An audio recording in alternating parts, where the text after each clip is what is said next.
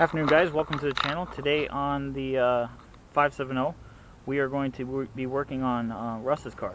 Russ has a, what's it, a 2015? Yeah, 2015. 2015 Volkswagen Golf TDI. It is his Uber machine. This thing makes him money. He drives drunk chicks around for a living. It's awesome. But anyways, he's doing some things. He already tinted the windows. He plans on lowering it. He's got different rims for it. We will be showing you all that over the next couple weeks. But today we are installing a boost gauge, is it? Oh, it's everything. It's your exhaust well, gas, we'll have temp, Russ, boost gauge, everything to it. Russ will explain what it is and what it does. Yeah, you got it to P3, got it to VW. Everything's right there for it. It's normally like $400. Got it for 175 used, and then my chip was $25. But it just takes the place of the dash vent. If you get in there, you can see what it does. Really small. So it's going to go right here is what you're saying? Yep, fits right in there. So once this is installed, you won't see anything. Nothing's going to stick out. It doesn't look tacky. Nope. It actually fits with the body styling. 100% made to fit right in there. You can still have the function of the bottom 3 vents too. Awesome. Gives you your exhaust gas temps, your air intake temps, your boost temp, well, your boost actual. Yeah. Jesus Christ. Start that over. So to me, that's like a very important thing, the styling and the way the gauge fits in, because you're not going to have everything just out in your face like an add-on, like an A-pillar gauge, something like that. It actually fits nicely into the styling of the vehicle, and you know, unless you knew it was there, you probably wouldn't even notice it either. It self-illuminated. Yep. Self-dims, you can turn your lights on at night. The main reason I want it is when you put it in, it's something that should have been there factory-wise. I mean, when I get it tuned eventually, the main thing I want it for is just the EGT, so I can tell, like, when you're running under boost and under load, yeah, that you're not going to be burning anything out with the temps that are coming out of it. So this car does not come factory with a boost gauge? Nope. So this allows you to see your boost, especially if you're going to adjust that boost later on down the road. You know, it could keep you from potentially hurting your engine by over boosting, or maybe something's wrong with the engine by not enough boost. But it's definitely an important piece. Another small fact that's nice to get, it actually gives you your true road speed. Instead of what your tire calculations will give you if you're running an off-size tire, it goes off your passenger side rear wheel and gives you your exactual road speed. Which, I mean, for everything that I just had it plugged in playing it, it matches up exactly to what the highway signs read out in your construction zones. Wow. So there you have it. What we're going to do today is install this bitch. Time. Should take about 2 hours, and that's never doing it. 2:40. We took a little time. We ate lunch. Big girls got to eat. Definitely do. But yeah, we're going to install this gauge, and then we're going to take it for a ride, and we'll see. Let's see if it works and see if it operates.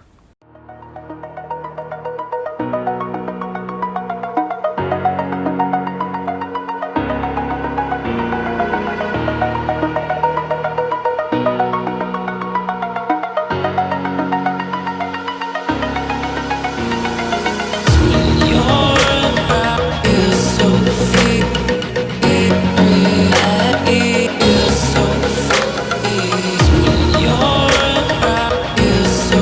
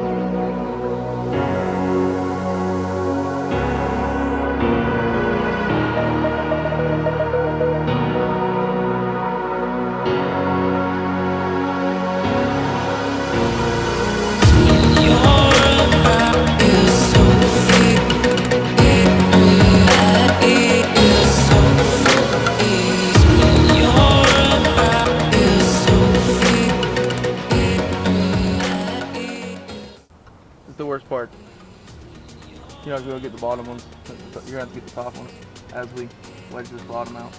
It's good stuff.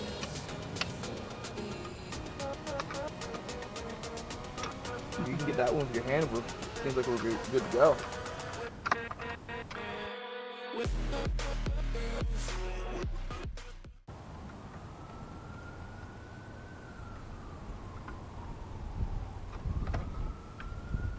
Let's cut this whole 5-minute segment out. Fuck this. Yeah, that was much easier. Fuck that. That was a piece of shit. I never want to do this again in my whole entire life. So Mike, street speed, that's how you do it. Yeah, by yourself or with a friend. That's how you work on your own car. You mess it up 3 or 4 times, you bend a clip. And look, we didn't even get our hands dirty. Not dirty at all. So you have nothing to worry about. It's okay. You'll get there someday. Yeah, one day. I guess when I make your much money, I'll just keep calling my friend to fix stuff too. Correct. So hey, maybe we should do a Mike style video. Like we'll put it in the garage for no reason and then just open the door and come out for no reason. Look, oh my god, new things! I love it so much! Hold on, wait, we gotta listen to the way it sounds when it starts up. That cop didn't even allow me a chance.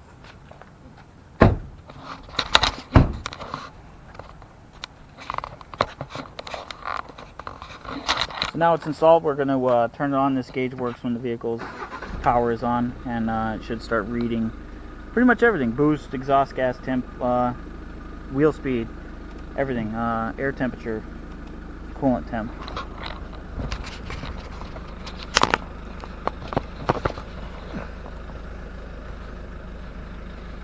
Boost.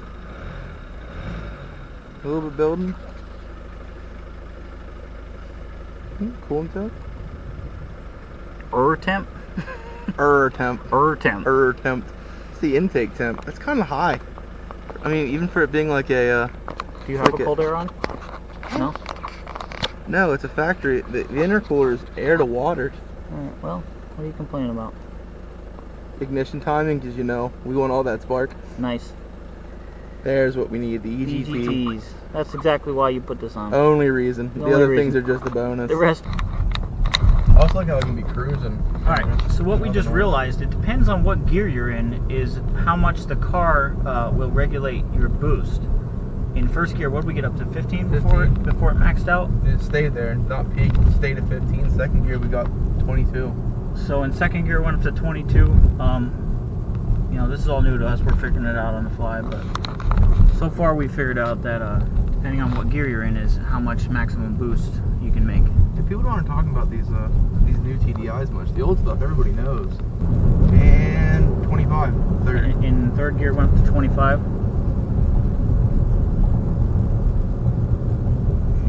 So that's wide open throttle. Of course, we didn't max out the RPMs. We just took it to max boost, and as soon as the gauge stopped reading, we let off the throttle. Is that actually going to pick that up? Yeah. Maybe zoom in later too. Yeah, it goes peak to 16. 22. It's by gear. That's awesome. And right at 25. That's neat. Didn't know that. Hurry up, January, so I can get your stage 2 fits from Volkswagen and then take everything for my emissions off. Pennsylvania's okay that way. And for guns. So here we are. We're gonna now we're gonna transfer the cameras over. We're gonna put cameras on either car and just get a baseline outside pulls and just see how this thing does. We don't expect it to be faster than the Explorer, but we do like doing this stuff with our vehicles. We're not Mike Yerk, so look at that, the gauge. So far as across. Because if you guys haven't heard, there was this guy who has a YouTube channel, small YouTube channel. His name's Mike. I did mention it in the breast milk challenge video where he called out Joe. Joe basically was messing around with him, and he said, well, in order to race me, you got to beat Josh first. So he messaged me. I told him, quit all the shit talking, let's just go do it. Being the fact that he's a co-worker, he called me on the phone. we were talking cars and this and that, and now I know why John Dock doesn't talk about ET times. He doesn't tell anybody how fast his car is because, and just like he says, as soon as you tell somebody how fast your car is, you get less races. Nobody wants to race him because they know how fast his car is. So he doesn't say anything to anybody. It's a no-time car. I'm, from now on, from this point on, a no-mod, no-time vehicle. I'm not going to tell anybody how fast my car is. I'm not going to tell anybody how much horsepower it has. Because as soon as Mike found out what I had, what kind of mods I had on my vehicle, all of a sudden the Explorer that he wasn't worried about is now something that he's scared of. He said, absolutely not. I will not race your Explorer. He doesn't want to be embarrassed. And I explained to him, I said, it's not about win or lose. It's about the content. It's about getting out there. You know, guys like to drive cars. So whether you win or lose, it's about the ride. So from this point on, I will not be telling anybody what I have on my car or how fast it is, other than, you know, I might do another top speed run just to show it goes over 150, but that's it. On a side note, I mean, I'll challenge you, you little bitch. We both fill our tanks up, then we tape it, then we get on the highway, and whoever makes it the farthest wins. You gotta maintain minimum speed of the speed limit on the highway. You'll lose. Of course I'll lose. This guy is talking, how much are you averaging? 50 miles to the gallon? No, I don't average. Well, since we started and just running around the little pools we made, I'm 38 miles a gallon. He's down to 38, yeah. Since I refueled, I'm 45. My highway trips, I get 52 regularly, and that's before my car was tuned, I was actually averaging like 17 miles to the gallon. Now that my car's tuned, as long as I don't just drive around and beat it and everything, I can pull 21, 22 on average out of it. That, again, is my daily driver. I'm driving it back and forth to work, so you got a little bit of city, mostly highway, and I'm averaging 22. So for me in an SUV, that ain't bad. It's certainly not 50 miles to the gallon like this fucking guy gets. Anyway, hell, you gotta put premium in that bitch too, don't you? And I put, I don't have to, but I want to squeeze every bit of power I can out of it. So I just want to put it this way: how much you paying right now for that fuel? Premium? Yeah, like what? 330, 320? But that's all. I mean, if you want to just argue semantics over fuel, it's 330, right? So then the difference between that and putting regular in my car in 10-15 gallons would be about $3 or $4. So a $3 or $4 difference on a tank of fuel. I'm not talking regular to premium. I'm paying diesel. It's more expensive. I'm slow. We haven't proven that I'm slow yet. Oh, we've proven this is slow. Oh, that. Yeah. But and then you go to the fact that I make more money than he does. A lot. So it all evens out. But actually, I actually like this. I like the feel of it.